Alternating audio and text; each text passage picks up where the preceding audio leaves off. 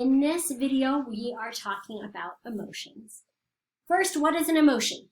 It is a subjective state of being that we often describe as our feelings. Emotions tend to be intense and occur in response to something we experienced. That makes them different than moods. Moods are prolonged and less intense, and they don't occur in response to something that we experience. Moods may not be consciously recognized. They don't necessarily have the intentionality that emotions have. When we talk about emotions, there are three components. You have psychologically what is happening. You have your physiological arousal, and you have your subjective experience, what you perceive your emotion to be. So we are going to go through different theories of emotions, and we're going to start with some of the original theories, ones that people don't necessarily believe nowadays.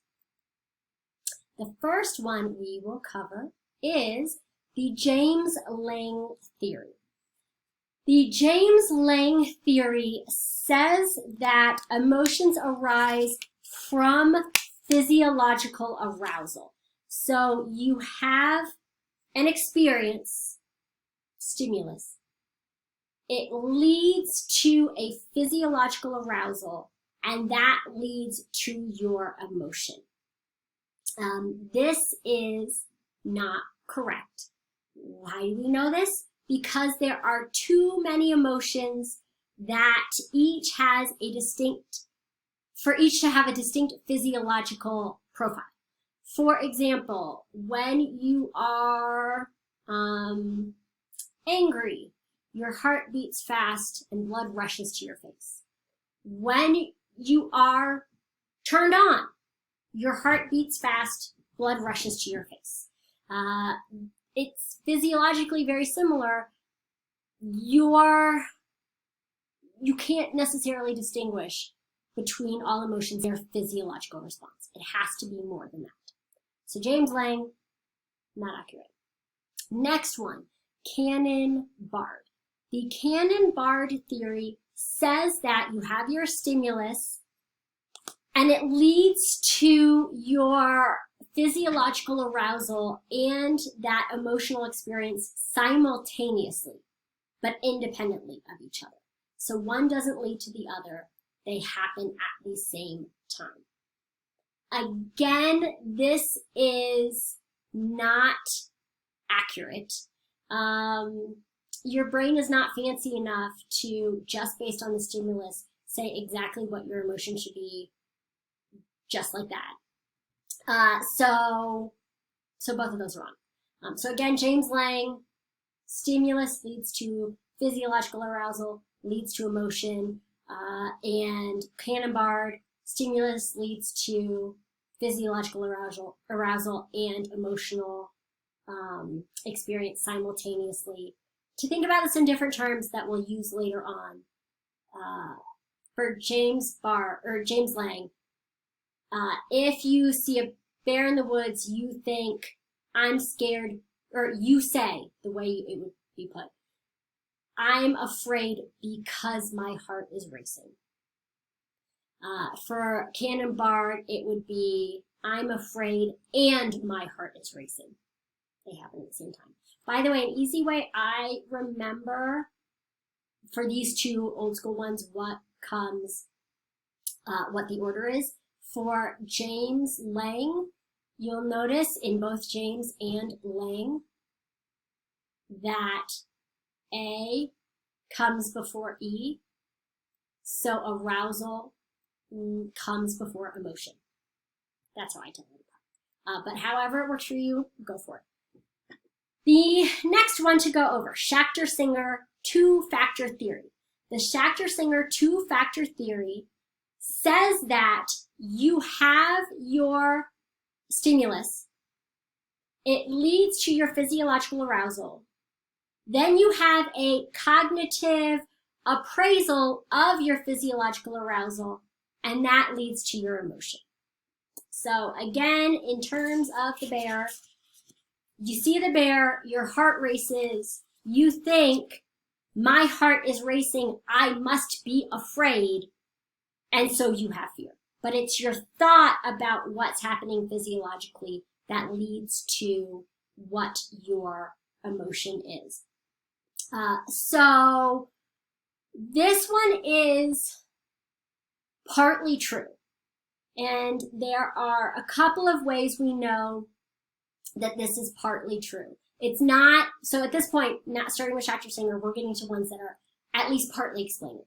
For a lot of these, though, they're all partly true. So for Schachter Singer, a couple of experiments. One of my favorite experiments that was done in psychology. It was done in Canada. Dutton and Aaron did it. You don't need to have their names memorized.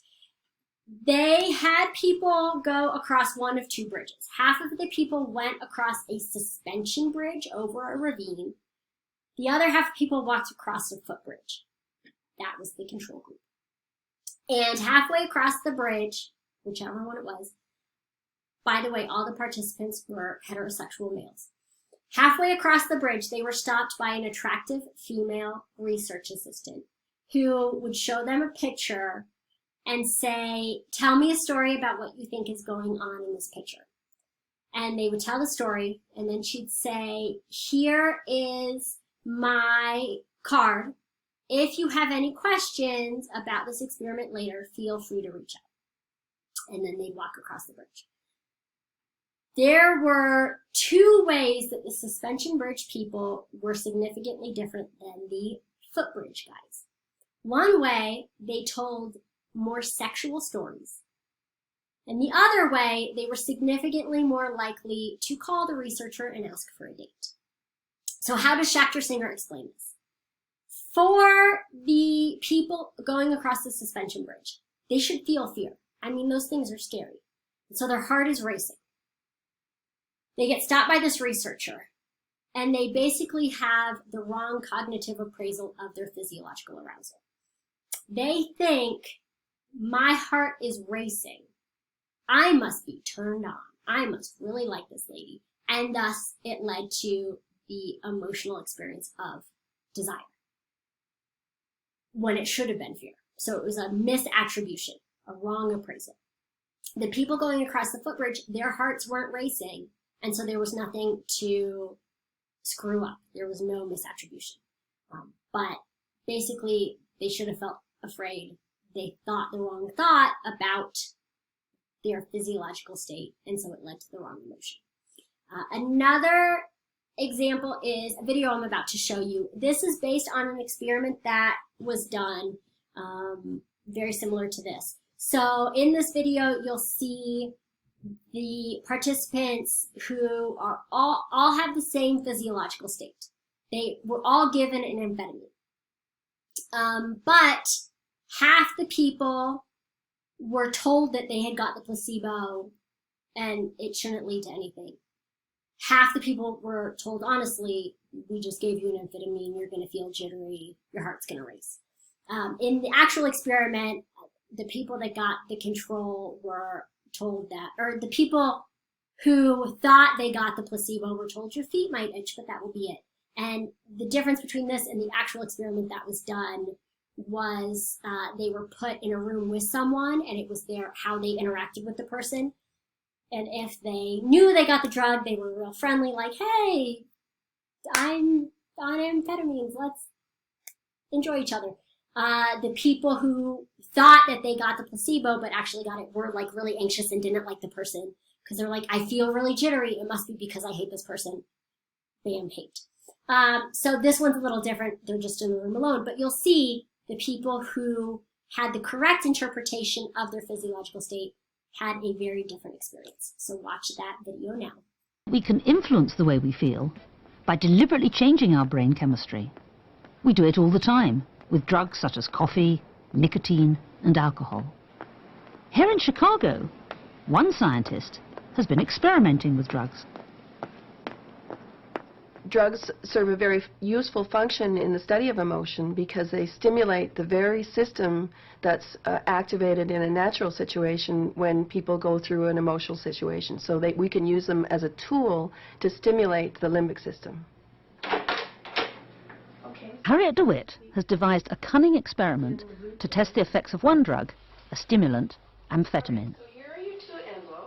Two of the volunteers are told they've been given an inactive placebo pill. The other two that they've been given a stimulant. In fact, all four have taken a dose of amphetamine. Drugs like amphetamine work by mimicking natural biochemicals in the brain. So if changes in biochemistry are all there is to experiencing an emotion, all the subjects should feel the same, whether they know they've taken a drug or not. Half an hour into the experiment, and the amphetamine begins to take effect.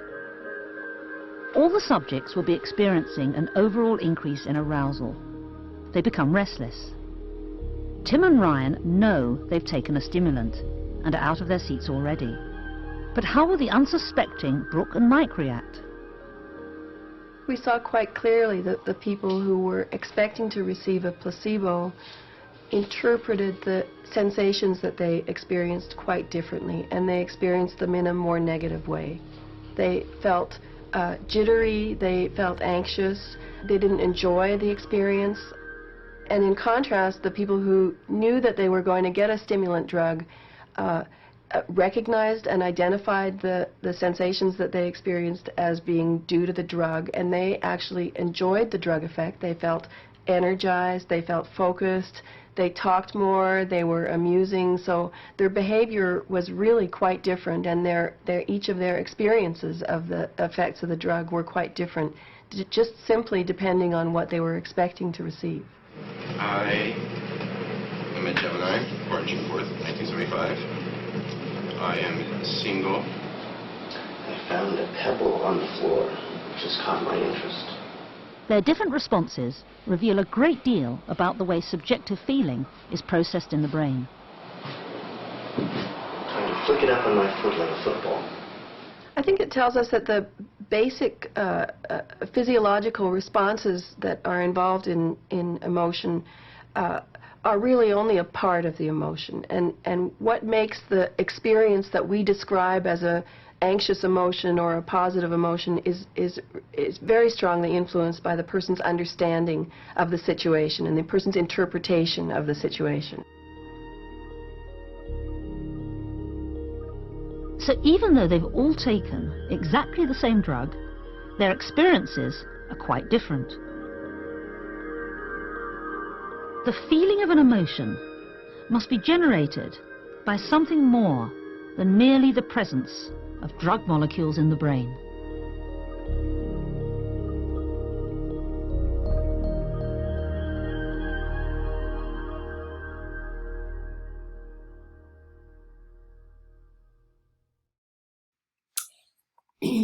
Okay, so the next perspective we are going to talk about is the cognitive mediational perspective. This was created by Lazarus, and for this perspective, he thought that emotions are determined by the appraisal of the stimulus. So your appraisal of the stimulus leads to both your physiological arousal and your emotional response. So this can be immediate and unconscious. Unlike with Schachter-Singer, the appraisal comes before the cognitive label. You don't think, I must be afraid because. You just think, based on the situation, this is what the emotion should be. Bam, that's what the emotion should be. So again, in terms of the bear, you see a bear in the woods. You think, I should be afraid because of this bear. Bam, you have fear. Bam, your heart's going to race. This is, again, partly true. Two people can be in the same situation and have different emotional responses to it because their appraisal would be different. Or one person can be in, for example, my husband and I used to go backcountry camping a lot before kids, and we went in the Smokies one time, and so there's bears there. You have to, tie your food up in trees at night so the bears don't come. But we had a bear come to our campsite one night and try to charge at the tree where our food was. That led to fear, because hungry bears, 2 a.m., running outside your tent can be dangerous.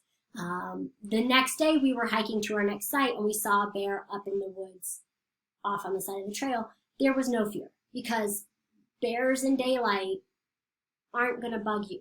These aren't grizzly bears. They're not dangerous to you. It's not going to be a problem.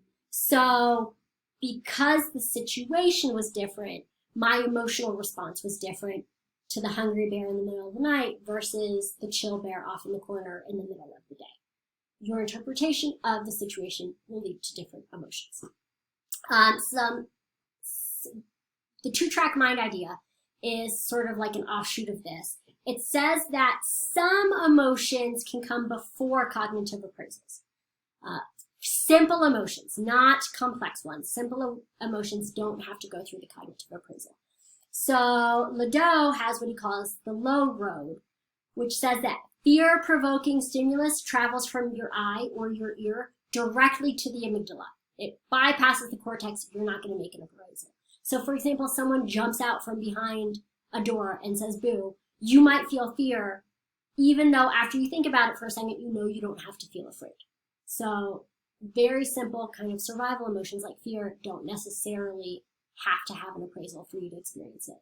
Zhejiang says we actually have a lot of emotional reactions apart from or before our interpretation of the situation.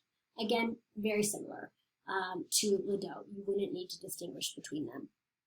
But your emotional reaction can come before you have time for the one more thing that I don't have on here, so I'll add it now, is the AER. This is the automatic emotion regulation. Moss is the one that created it, and she says that we have non-deliberate control of the emotion process that you learn. Basically like a schema from Piaget's idea of cognitive development, and that this can be either adaptive or maladaptive. So you learn in this situation, this is how I am supposed to respond. This is the emotion I'm supposed to have in the situation. And so you will automatically have that emotion when you are put in that situation again. Again, it can either be adaptive or it can be something that causes problems. But your experiences teach you this is the situation, this should be the emotion that comes. And then finally, you should know about Barrett. Barrett, she says that emotions are constructed from experiences not built into our brains at birth. So what your emotion is based on your experiences. Emotions are basically concepts that are predictions. You have the same physiological state that can lead to two different emotions because your prediction of what you should feel based on that state. For example, if your stomach is in knots, if you're standing in the cafeteria when your stomach is in knots, you are going to feel hunger, maybe a little hangry. If you're standing on the edge of a tall cliff and your stomach is in knots, that's going to lead to fear. So your experiences have led to you saying, in this situation, if I have this physiological state, in this situation, here's what it means. In that situation, here's what it means. So that's a couple more theories kind of based on this idea of it's arousal, it's situation, here's what it's going to lead to. Okay, next thing we're going to talk about are emotions, facial expressions, and emotions. And we are going to start with, we'll do cultural display rules first. Cultural display rules are culturally specific standards that govern the types and frequencies of displays of emotions that are acceptable. In this environment, here is how you are allowed to act. These, again, are going to vary based on where you are. For example, people in the US express negative emotions like fear and anger in private or in public. In Japan, you only do it in private. You are not allowed to yell at someone if you're mad in public. It's going to be looked down on because that's not the appropriate response. Or for example, in Mexico, if you are happy to see a friend in public, you kiss them on the cheek. And that is not something that happens in the US. Happiness at seeing a friend, you cannot express it in the US by kissing their cheeks. Here, everyone is kissing everyone. So that's a different way. How do you show happiness at seeing a friend? Based on the culture. One person who studied cultural difference when it comes to emotion, especially emotional expression, is Ekman, Paul Ekman. He thought that there are some emotional expressions, facial expressions, that are culturally based, where what they are in one culture would be different than what they are in another, but that there are some facial expressions that are universal. So everyone on earth, when they are happy, they are going to smile. And so when he first thought of this idea, people said, okay, how are you going to prove this? So he went to Japan, showed them facial expressions, said, what do you think the emotion is? Or read them stories and said, what would your facial expression be if this happened to you? And it was the same as US populations. And then people said, the Japanese see American TV, they have American magazines, that's why there's similarities. So he went to a community that did not have exposure to the outside world. They didn't really have mirrors, no TV, no magazines, and he did the same experiment there. And so I'm gonna show that to you now. Why have a face? My God, how could we live without a face? We wouldn't know who we were one from another. We wouldn't be able to know people's age as readily. You would lose age, you'd lose identity. It's a site for sexual signals, for our feelings, our emotions. We wouldn't survive without faces. For most people, the face is really their sense of identity. It's who you are, what marks you as, how you tell one person from another. It's probably the most personal, or one of the most personal parts and representations that we have. And not just because of the senses, although clearly if you taste and smell and eat and breathe, I mean, that's an awfully important part of yourself. But, you know, behind the face is the brain. And the face, of course, is the display system, the primary one for emotions. In my first wave of studies, the first series, I just worked with people in literate cultures. South America, Japan, Europe, and North America as well. But the problem was, you could always say everybody had learned these expressions from the tube or the magazine. Maybe it was John Wayne and Charlie Chaplin, not our evolution, that was responsible. So to answer that, I went in 1967, 20 years ago, to a pre-literate culture in New Guinea, a group that had not had any contact at that time with the media. The first thing we did was to show them pictures and ask them to make up a story. What happened? Why is this person showing his face? And we analyzed those, and that's how we got, for example, that the best, most common story for a fear face was a wild pig is after you and you have no weapon. The best story for a sad face, the one that came up most often, was that your child had died.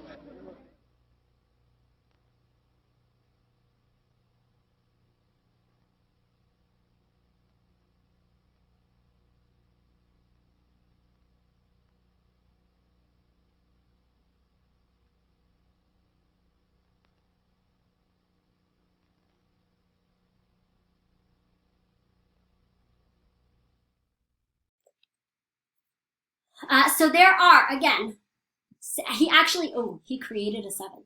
The six original universal facial expressions he had: fear, anger, sadness, happiness, disgust, and surprise.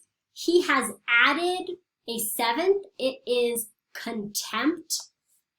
And so for that's the only one that's actually half of your face. It's like, that one, I put an asterisk by it. There is a little bit of debate on whether contempt is one of them, but he technically has seven with contempt. And again, everyone on earth, this is the way it's going to work. One interesting thing with this is that even though these are, even though these are universal and some like instinctual, it helps you survive if you know when someone smiles, they're happy with you. Even though these are instinctual, universal, what elicits them can be culturally based. For example, disgust. Disgust is one of those emotions that is there. It just exists. It's a baby has it from the moment they're born. They'll make the disgust face if you put something gross in their mouth. But there are other things that can elicit that emotion of disgust. For example, if you take a 1-year-old and you put a piece of fudge shaped like poop in front of them, they will just devour it. If you do that to an adult, the adult's not going to want to touch it because that looks disgusting. It can also be something that evolves within a culture. For example, if it was May 2020 and you saw someone out in the grocery store without a mask and then they cough, you're going to be disgusted. Like, oh, get away from me. I don't want to be near you. If you had randomly seen someone cough into their elbow in January of 2020, you would not have had such a strong disgust response. Learning caused us to be more disgusted with things that seem unclean because of COVID. So what you consider disgusting, what elicits that response, can change. It can become sophisticated. So that is a universal emotion and facial expression with some variation.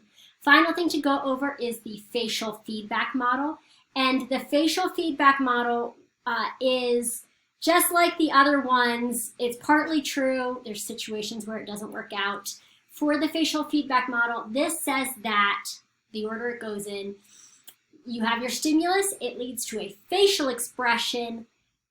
You then have a cognitive appraisal or interpretation of the facial expression, and that leads to your emotion. You smile, it makes you happy because your brain says, I'm making the smiling face, I must be happy. You frown, you're going to be sad. An experiment connected with this, and then one sort of exception to this. They took 10 women who had major depressive disorder that was resistant to treatment, and they gave them Botox in their face. You can't frown as much, you can't look sad if you can't move your face as much. For 9 out of the 10 women, it alleviated their depression. They couldn't frown, they couldn't be sad. Again, just like the others, there's an exception. If you have Mobius, which is a paralyzed face, you can't move your face, thus you can't have facial expressions, you still experience emotions. So just like with the others, this isn't the only explanation of how our emotions come about, because even if you don't have a facial expression, you can still experience an emotion. And that is it for this chapter.